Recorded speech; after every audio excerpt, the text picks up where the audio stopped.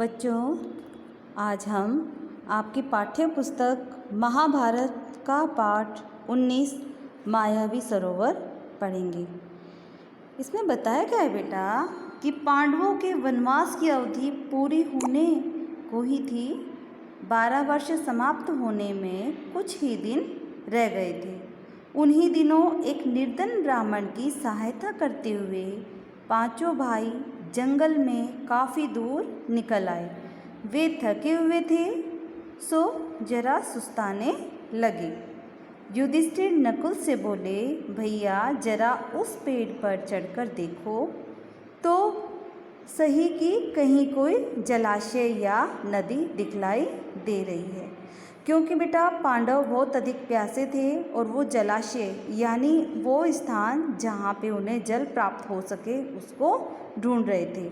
नकुल ने पेड़ पर चढ़कर देखा और उतरकर कहा कि कुछ दूरी पर ऐसे पौधे दिखाई दे रहे हैं जो पानी के नज़दीक ही उगते हैं। आसपास कुछ बगुले भी बैठे हुए हैं, वहीं कहीं आसपास पानी अवश्य होना चाहिए।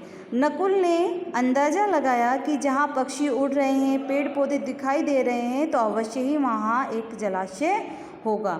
युधिष्ठिर ने कहा कि जाकर देखो और पानी मिले तो ले आओ। यह सुनकर नकुल तुरंत पानी लाने के लिए चल दिया। कुछ दूर चलने पर अनुमान के अनुसार नकुल को एक जलाशय मिला। उसने सोचा कि पहले तो मैं अपनी प्यास बुझा लूँ, उसके बाद में ये पानी ले चलूँगा।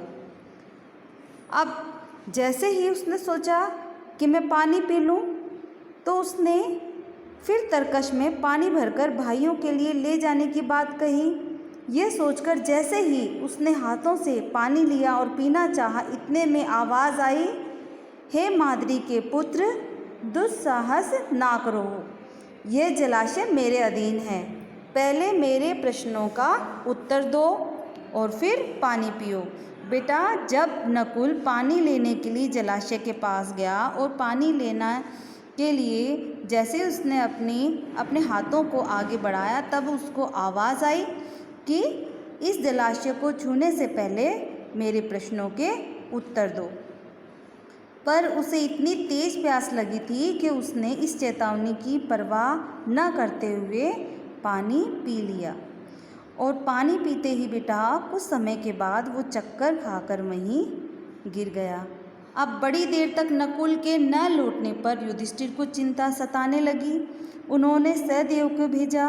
सहदेव जलाशय के नज़दीक पहुंचा तो उसने नकुल को देखा कि वो ज़मीन पर पड़ा हुआ है, पर उसे इतनी तेज़ प्यास लगी थी कि उसने कुछ भी नहीं सोचा और उसने भी वही गलती करी जो कि नकुल ने की थी। इस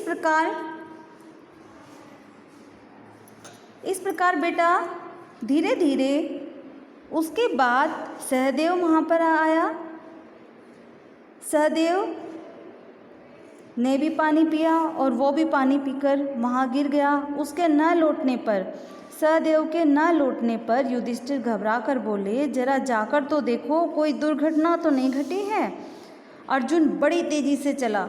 तालाब के किनारे दोनों भाइयों को, किस किस को बेटा, नकुल और सहदेव को, दोनों को वहाँ पर उसने देखा कि वो बिल्कुल मृत के समान पड़े हुए हैं। वह चौंक गया, कुछ भी नहीं समझ पाया कि इसका क्या कारण है।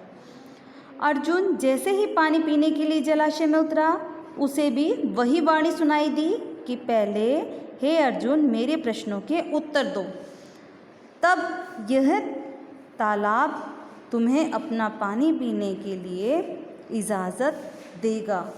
वो कहता है कि ये तालाब मेरे अधीन है। कौन बेटा? वह अदृश्य शक्ति जिसकी की आवाज़ उनको आ रही थी। अर्जुन गुस्से से भर गया। उसने बाण छोड़ने शुरू कर दिए। जिधर से आवाज़ सुनाई दी थी उसी ओर निशाना लगाकर वह तीर चलाता रहा, किंतु कोई असर न हुआ। उसकी क्रोध की कोई सीमा नहीं रही।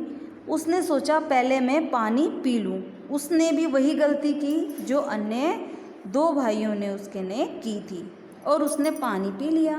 पानी पीते ही वह भी चित होकर वहीं ज़मीन पर गिर गया। उधर बाट जोहते जोहते बाट का मीन्स होता है बेटा उनका रास्ता, उनका इंतज़ार करते करते युधिष्ठिर बहुत ज़्यादा व्याकुल हो गए, मतलब बेटा चिंतित हो गए। और भीमसेन से बोले, जाकर अब तुम उनको देखो। जब जैसे ही भीमसेन भी उन्हें वहाँ उस जलाशय की ओर देखने के लिए गया तो उसने देखा उसके तीनों भाई मृत के समान वहाँ पर पड़े हैं।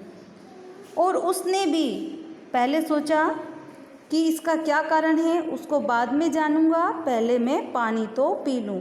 उसने भी वही गलती की और वो भी बेधड़क पानी पीकर और वहाँ पर बिल्कुल बेसुध होकर गिर गया।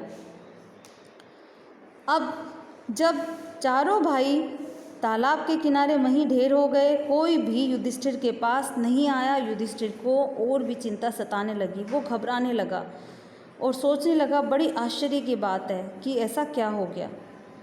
अब जब नहीं लौटे वो, तो युधिष्ठिर ने ही सोचा कि क्यों ना मैं अपने भाइयों को चलकर देख लूं, और अपने भाइयों की खोज में वो वहाँ से चल दिया और मायावी सरोवर के पास पहुँच गया।